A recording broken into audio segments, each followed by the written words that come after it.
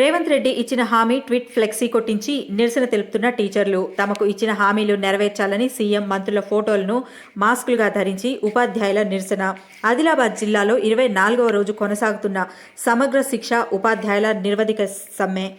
తమకు ఇచ్చిన హామీలను వెంటనే నెరవేర్చాలని డిమాండ్ చేస్తూ కలెక్టరేట్ నుండి ఎన్టీఆర్ చౌరస్తా వరకు సీఎం రేవంత్ రెడ్డి మంత్రుల ఫోటోలను ఫేస్ మాస్కులుగా ధరించి మహా ర్యాలీగా వెళ్లిన సమగ్ర శిక్ష ఉపాధ్యాయులు 4 రోజులుగా ఈ రోజుతో 24వ రోజుగా నిరవధిక సమ్మెకు దిగినటువంటి టోటల్ 33 డిస్టిక్ల ఎస్ఎస్ఏ ఉద్యోగులందరూ కూడా రోడ్డు మీదకి వచ్చి మా అర్ధనాదాలు వెల్లవించుకున్నా గానీ సీఎం గారు వినిపించుకోనట్టు చూడనట్టు మొండి వైఖరితో ఉండడం సరికాదు సార్. మీరిచ్చిన హామీనే మేము అడుగుతున్నాం, వేరేదేమో అడగట్లేదు. గొంతెమ్మ కోరికలు కావు, మేము అడిగేది న్యాయమైన డిమాండ్.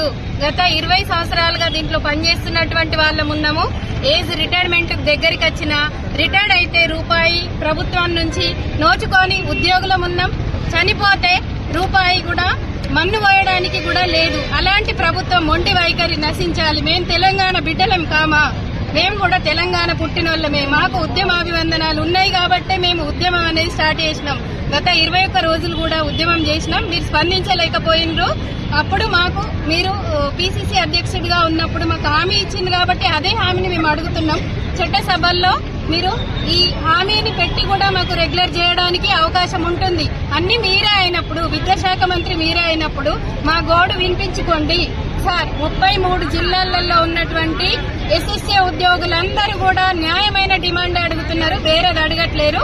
వెంటనే మీరు స్పందించి మాకు చర్చలు అని చెప్పేసి ఇంకా కాలయాపన చేయకండి. పిల్లల జీవితాలు 1,25,000 పిల్లలు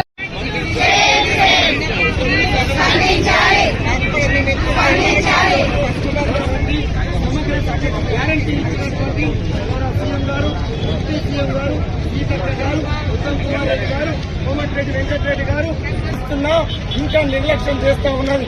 ఇప్పటికే ప్రాణాలు పోతా ఉన్నాయి.